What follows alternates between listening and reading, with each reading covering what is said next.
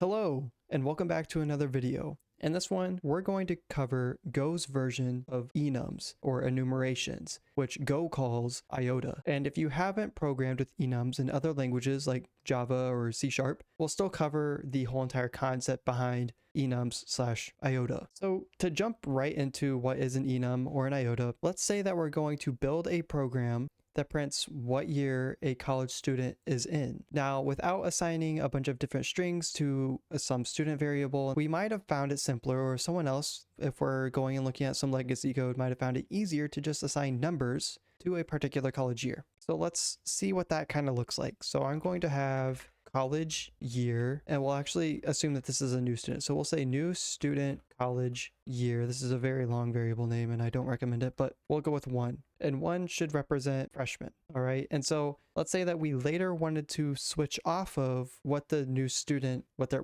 college year is. So I would have a switch statement saying new student college year, and then we need to cover all the cases that the new student year could be in. So case 1 would mean that they're a freshman, right? So we'll do a format.println, and we'll just print freshman for simplicity's sake. If they happen to be a 2, then it'd be a format.println. We print sophomore. Let's go ahead and finish this out with a case 3. And in here, we would do format.println. They would be a junior. Lastly, for a known case, we could just do format.println, and that would be a senior. And if it happens to be none of the values above, we'll have a default case, and we'll just say that they are unenrolled at the moment. Let's say that they're in high school and they haven't quite started college yet. And we won't go ahead and cover, if they're in their master's or if they're in year 5, 6, 7. It doesn't matter. This is just for simplicity's sake. So if we save this, new college year, whatever this is, it's equal to 1. So we're going to hit the freshman case here. So I'll do a go run and we get freshman printed to the screen. But as you can see, there's some sort of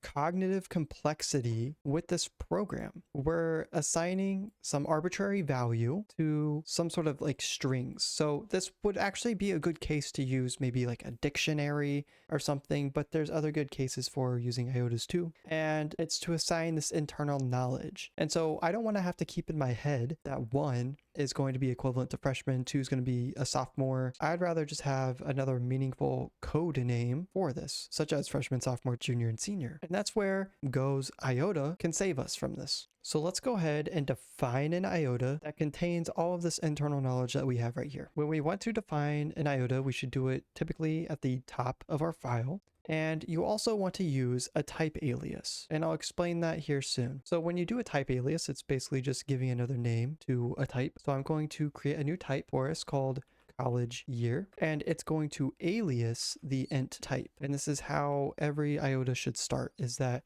you give some name to it and it's going to have to alias int. Now iota is not done yet. We have to define more about it, right? So below this, you have to create a const. And in this const, we're going to find all of the cases or names that can be associated with a college year. And so there's one caveat to it. The first one must be the name. So we'll do freshman. Then we have to say it's going to be a college year and it's going to be equal to iota. And that's it. Our iota here is technically done if you didn't want to define any more cases, but clearly we're going to define further college years. So let's go ahead and do that. So we have the freshman iota defined. Then we have the sophomore, junior, senior, and we'll leave it right here for now. So when we define constants like this, all we have to say is in the very first line of that constant for an iota, we give the name, the type that it's going to be, and that it's equal to iota. And then the rest of these get assigned iota also. So let's go ahead and print out what freshman actually is. So I'm going to do a format.println and we'll print out freshman. Go run, and we get 0 is printed out to the screen. And so this is an important piece to iotas. The very first line that you assign here, or iota, begins at 0. So we're technically implicitly assigning a value to freshman, sophomore, junior, and senior, but we get to refer to them by the names that we better know them as, which is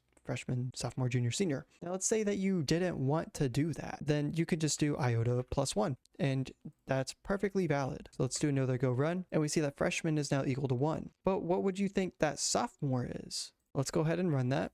So a freshman is 1 now, then sophomore is 2, and it continuously increments as we go along. So junior will be 3, senior will be 4. So each line we go down, if iota starts at 0, then the next one will be 1, 2, 3, so on and so forth. But typically, you just assign the first one to iota and you let it go. Now, if you're a freshman, you're in your first year of college, and we still have to handle that case of if someone is unenrolled at the college. So that's where we should put unenrolled up here and replace this section and put it at the top. So now unenrolled gives us a more valid value that's behind it, which is 0. It means that you have 0 years of experience in college. Whereas freshman, you're actually getting your years of experience gained and so on with your future years of college. So there's way more uses than just to print out sophomore or junior and their values.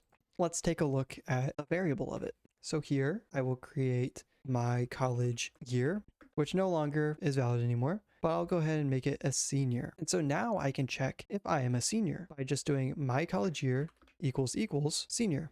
And so when we go to run this, we get true printed out to the console. And again, if you've been following all these videos, we don't have to restrict the scope of what we just learned to just the main function. We can also go ahead and put this in a struct. So if I wanted to create a struct called student, so we'll do type student is a struct, and every student has a name, which would be of type string, and then they can also have a college year, which we would need to call it year in college is what we can go with. So then down here, we just create student is equal to a student. We open these up. We'll do name is Colton, and then year in college is equal to a freshman. Then all of a sudden down here, or we actually need to add that comma, then we can say is student dot year in college equal to senior. And so when we go to run this, we get false because I am not a senior. I was assigned freshman. And that's basically it for iotas and Go. They just represent some sort of internal knowledge that we have in our program and allow us to give a more meaningful name to that knowledge. I'd like to thank you for sticking around to the end of this video. If you learned something or you enjoyed it, feel free to leave a like and subscribe, and I'll see you in the next one.